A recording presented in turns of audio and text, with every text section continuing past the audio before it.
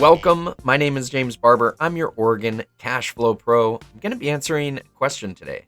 Well, a couple of questions. You can see the questions right here. They were really good questions in relation to the video we put out about using synthetic shares or leap options in order to sell covered calls. So there's a string here.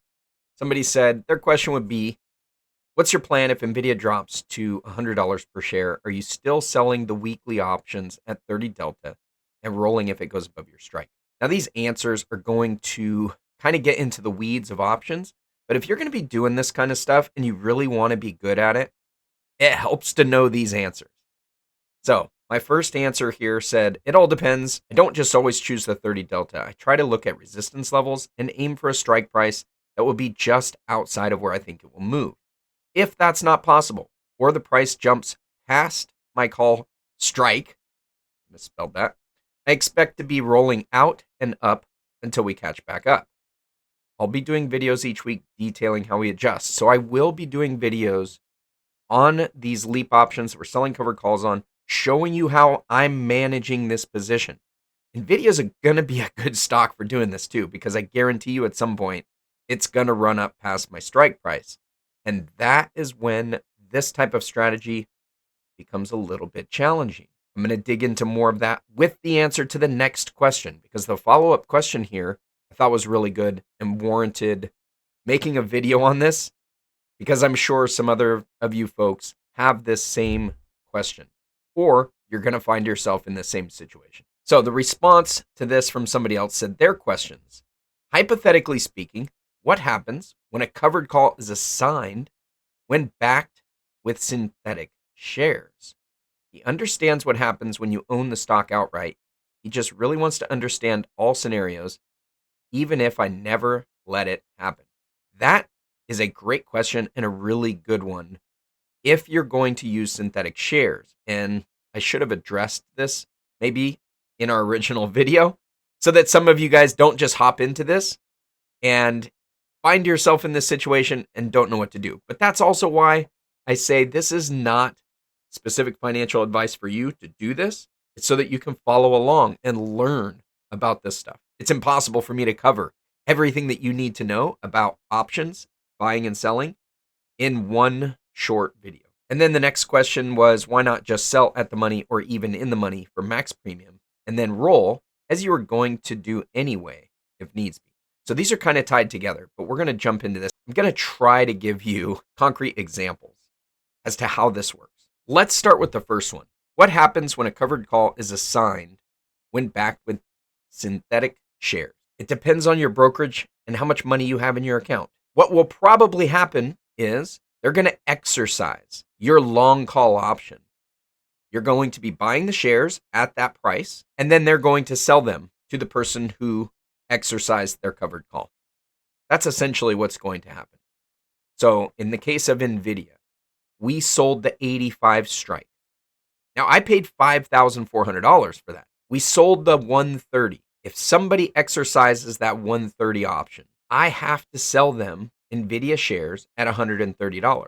My brokerage is going to look at my account and say, you don't have enough money, or you don't already have shares that you can just sell this person. So you need to acquire these shares. Some brokerages will give you a day to do that. They'll give you a day to come up with the shares, or they'll just put you in a negative position. They'll put you short the shares. Depends on what type of account you're using. In the type of account I'm using, it's a retirement account. They can't short the shares. So what they're going to do is just exercise that call option. By exercising that call option, that means I'm going to be buying the NVIDIA shares at $85 and immediately selling them for $130. So my broker is going to do that as one transaction, because if it did it as two transactions, I would go into the negative, and that's a big no-no for retirement accounts. There's enough cash in there to buy the shares, but they don't do that. My brokerage does it as one. If they do it as two separate shares, you need way more cash available, and it ties up a lot more margin. The broker that I'm using is really good about using options and doing trades like this. So they're going to do it as one move. So what does that mean to me? I buy the shares at 85, I sell them for 130. That gives me $4,500. Now I bought that long call for $5,400, and I sold the 130 for $128. That means I just lost about $1,000. That's what would happen if we got assigned unexpectedly. Now, it's a very low odds that I'm going to get assigned if that option is out of the money, meaning that there's no reason for somebody to exercise that call at 130 if they can just go into the market and buy the shares for less than $130. They're better off selling that option to somebody else. If they sell the option to somebody else, they're going to get the time value that that option is worth, because the intrinsic value, meaning the value of that option if you were to exercise it, that the option is zero because the share price is less than the strike price. So the intrinsic value is zero. The extrinsic value, that's the value of time on that option. There was still value on that. So nobody's going to exercise that option if the intrinsic value is zero. This is partly the answer to number 2. If we sell at the money, you might get somebody that gets a little tiny bit of intrinsic value and doesn't understand how options work, and they exercise their option. This happens. When an option gets exercised, the broker is basically just going to spin the wheel and randomly pick somebody who has one of those options sold and assign the shares. You don't want that to be you. I have had that happen before. So in general, when that covered call gets assigned and it's backed with synthetic shares, you have to expect that your long call is going to get exercised. Sell your covered calls accordingly. This is why we don't just sell at the money. This is the NVIDIA options. The $85 strike price. Here's $85. These are our call options. I could buy it right now for $5,500. So let's say we do that. Buy it for $5,500. And you want to try and make as much money as you can. And so you go to the current price. This is at the money. We could sell the 120 for almost $200. Let's just round that up to $200. Okay, that makes you a little bit of money if it expires worthless, if NVIDIA goes down from here. And that's by tomorrow. So that's one day. But there's risk. There's risk in this position, and the risk is, what if NVIDIA goes up tomorrow and somebody exercises that option? It is not going to expire worthless. So you're going to have to either buy that option back or let it get exercised, in which case your long call options get sold. It's possible it gets exercised before you even get the chance to do anything. So at some point during the day tomorrow, if NVIDIA shoots up to 130 and somebody exercises that in the middle of the day, you could get assigned before you have a chance to buy that option back. You don't want that to happen. So we have to manage this thing accordingly. We generally don't wait until the very last part of the day. And we never let these expire worthless. You always buy them back before close on expiration date. Always buy them back, even if they're out of the money. So let's say we're right before close and NVIDIA's trading at 119 and you've sold the 120 and it's like 5 minutes till close. You think that it's just going to expire worthless. The amount of value for that option is $20 or whatever it is within the last couple of minutes of the trading session. And you don't want to pay the $20 to close it because you think it's going to end below it. No big deal. Well, the folks that own those call options that you sold can exercise those after close, oftentimes up to an hour or a little more than that. So if the market closes and NVIDIA jumps up after market, that could get assigned. If you own the shares, not that big of a deal because your shares will just sell for whatever you sold the call at. But if you're using a synthetic position, you're using a long call to back those, you could end up in trouble, especially if your break even is a lot higher than that. In our case, we bought the 85 strike for $5,400. Our break even is above 85 plus 54. That's 139. I will not make money if I'm assigned early, and I'm assigned early for less than $139 per share. So we're taking a little bit of risk in the position we're at where we sold the 130. The risk is it shoots up above 130, somewhere in here, and I don't manage my position, and it gets sold out. I lose a little bit of money in that scenario. At 130, it's not that big of a deal. Now, if it goes up to 130 or anywhere near 130, I'm making money on that long call option. I would want to close that position if there was any chance of getting assigned or roll it out and up. Those are our options. We're going to roll it out and up. If we don't really want to exit the position and we don't want to risk the long call option getting exercised by our brokerage firm because our short call got assigned. Okay, so hopefully that makes sense as far as why don't we sell at the money? It's just too risky. It's not worth the risk. We would get $200 as opposed to something lower than that, but it gives us room for that stock. And again, this is where you're going to look at the actual charts and you're going to look at the resistance levels. We don't know where the market is going to go, but we can get an idea if we get good at reading the charts. We can reduce the likelihood that we're going to get in trouble on the trade if we understand how to read the chart. This particular brokerage, this orange line is the expected movement. So between now and the expiration date in a day, the normal expected movement based on the option prices says it's probably not going to go above 124 or below 116. So usually we're looking to, if we did want to sell an option, we want to sell it somewhere outside that expected movement. That's usually what I'm looking for, somewhere close to that. Now the 30 delta, that other person asked about, do I always sell the 30 delta? No, it just depends.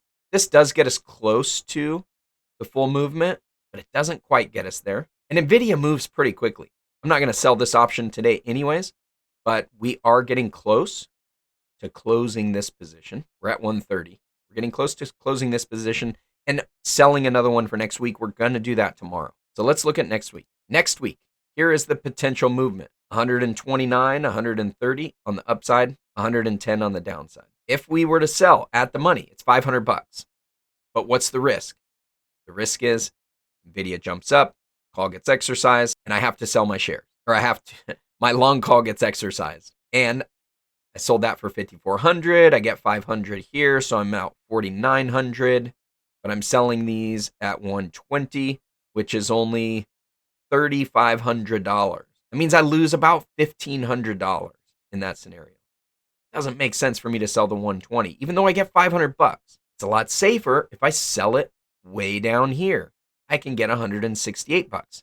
Now, when I make this trade tomorrow, this number will likely be a little bit lower unless nvda goes up.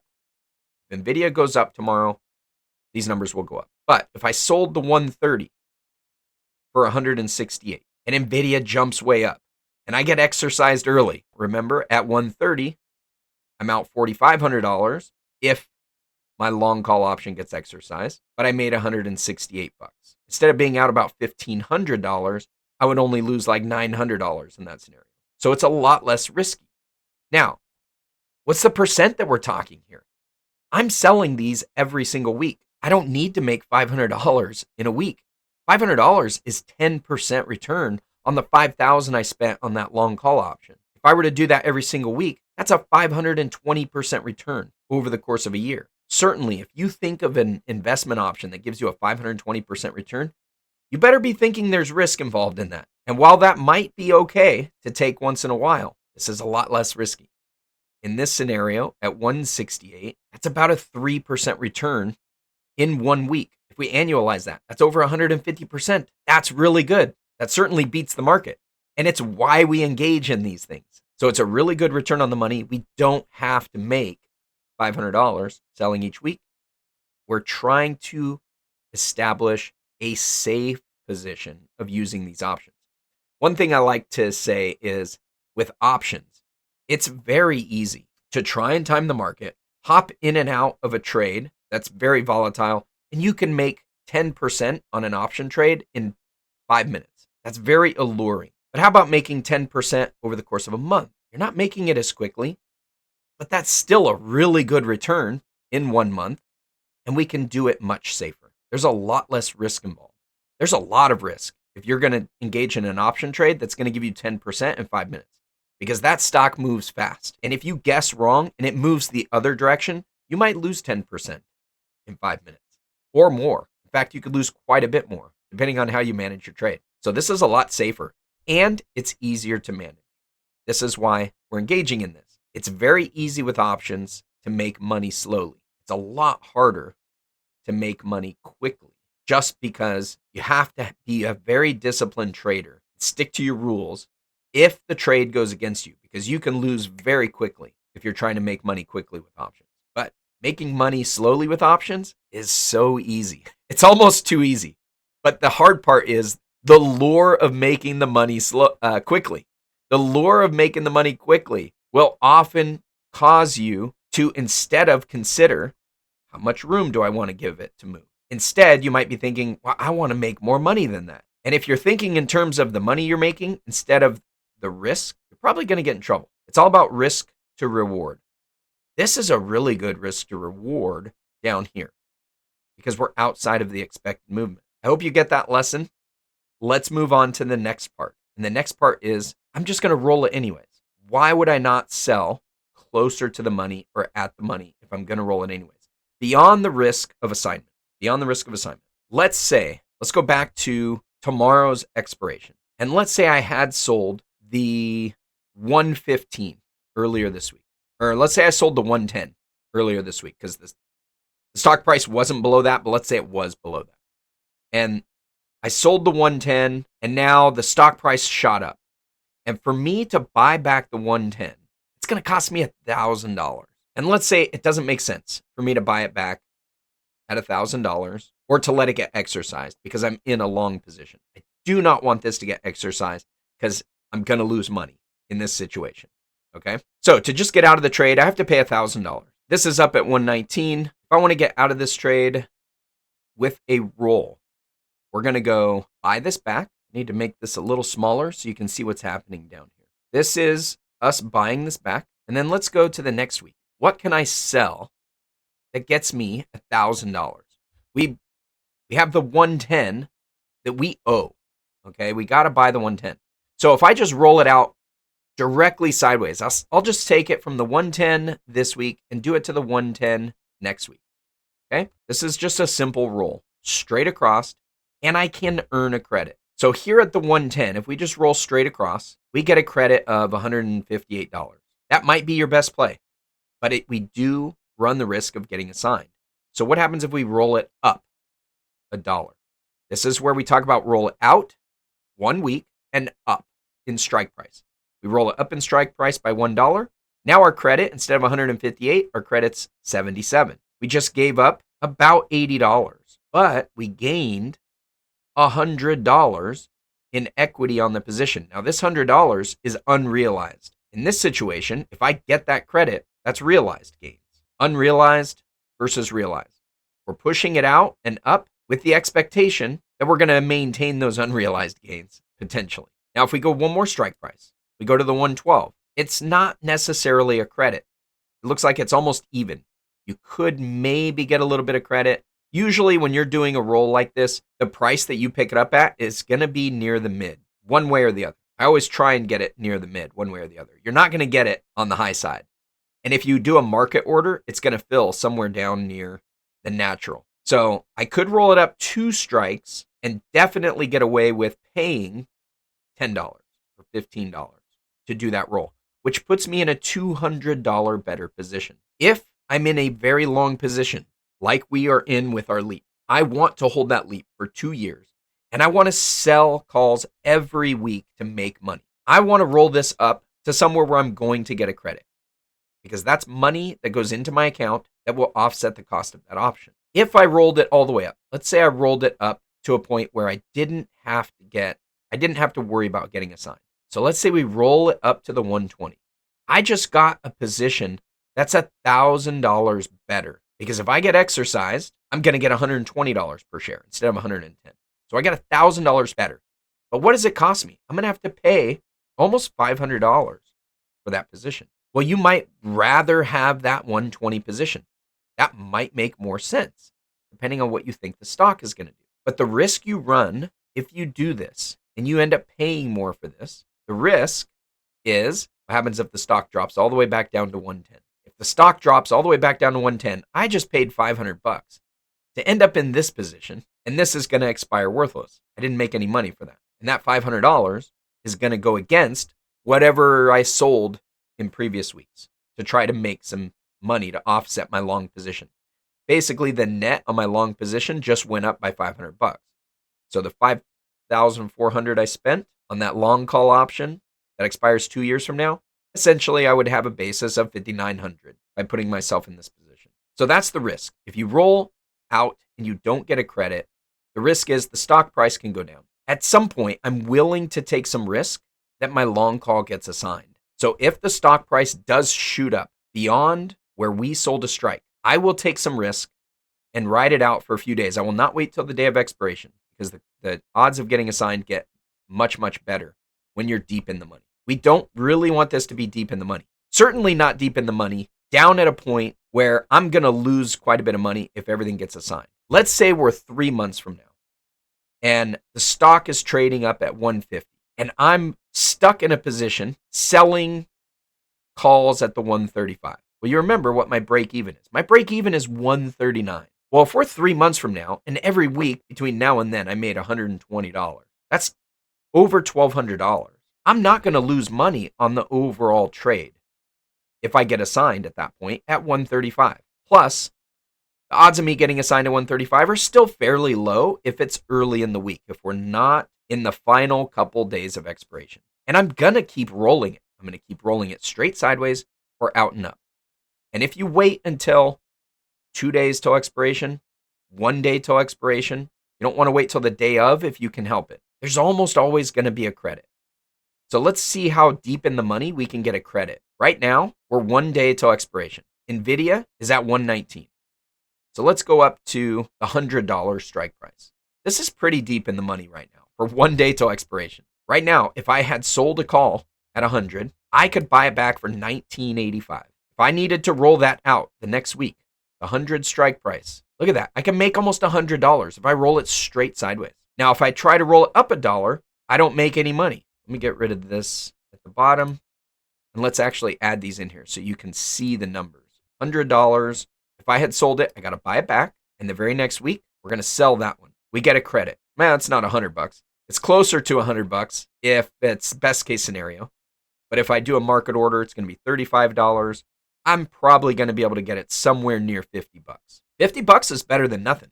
Like if I expect that I'm going to get assigned on this, I can sell it for $100 this week or $100 next week, $100 per share. And if I push it off a week, I make $50. Well, $50 is about a 1% gain on my long position, which was $5,400. So I can make 1% in a week by pushing it off.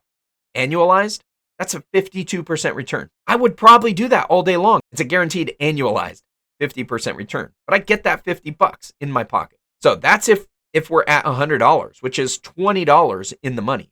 How far in the money do we have to go before it doesn't make sense? Let's roll this up to the $90 strike. If we're at $90 and I roll it straight across, we're $30 in the money. I could still get maybe $25 to make that move. That's 0.5%, or the equivalent of about a 26% annualized return. That's still pretty good. I might do that.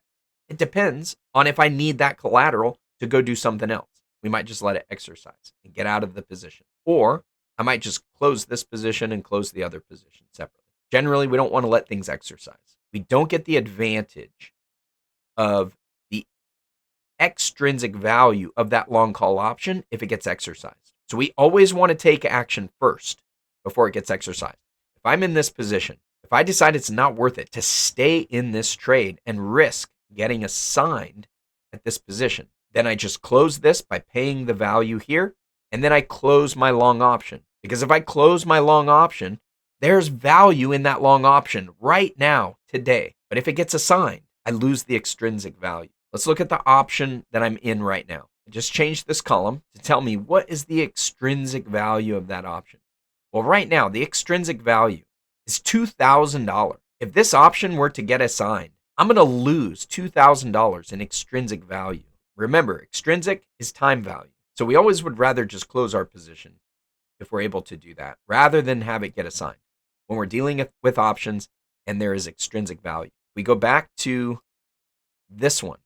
There is no extrinsic value to a $90 call option. If I were to buy this back and then go sell that other one, I'm going to be in a $2,000 better position than if I let them both get exercised.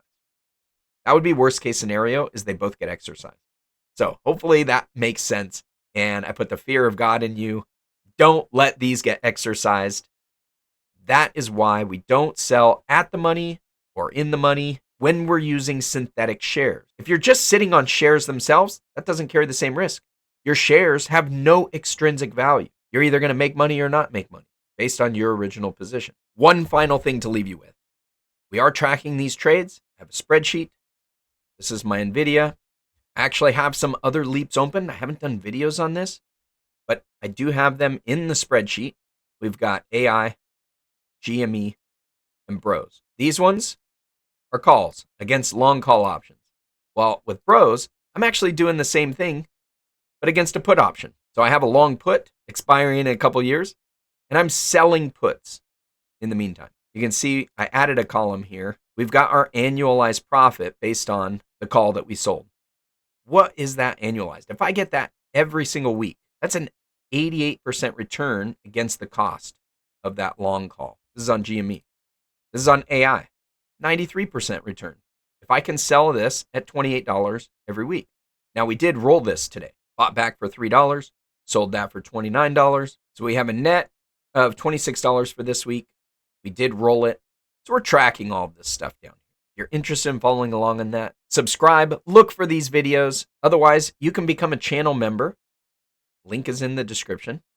And you can join our Discord. And then you can get access to the spreadsheet. And here's NVIDIA. This is why we like NVIDIA. NVIDIA is very volatile. I mean, all of those ones are volatile. But 122% annualized return, where I sold it at 128. I sold that during a very volatile price movement. And it looks like when we manage this trade tomorrow, we're going to probably be able to get a little bit more than that. I think the value, if I were to buy this back right now, $16 or $17, if I were to buy it back right now. But if I wait till tomorrow, it's going to be quite a bit less, or stock price goes up, it'll still expire worthless or close to worthless, and we'll be able to buy it back for cheap and sell next week's at a higher price if the stock price moves up. So that's the plan. We're gonna wait it out till tomorrow and see what happens. If you have any follow-up questions or comments, leave them in the comment section below. Happy to answer your questions. And best of luck to you out there in this market. Appreciate you joining us. Hope you found value in today's video. If you'd like to find out more about IUL and the whole life, check out these videos right over here, and we'll see you next time. Now go maximize your cash flow.